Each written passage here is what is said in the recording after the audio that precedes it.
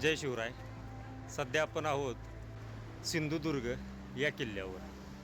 छत्रपती शिवरायांनी बांधलेला हा पहिला सागरी किल्ला आणि आज आपण या सागरी किल्ल्याला भेट देण्यास आलेलो आहोत. आज आपण या इथे असणाऱ्या छत्रपती शिवाजी महाराजांच्या पावलाचे ठसे पाहूया.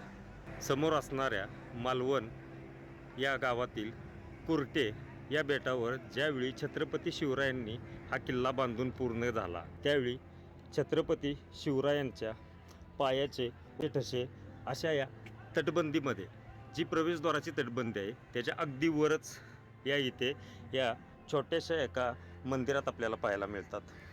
अशा पद्धतीने या छोट्याशा फरशीवर महाराजांच्या पायाचे असे ठसे आपल्याला इथे पाहायला मिळतात.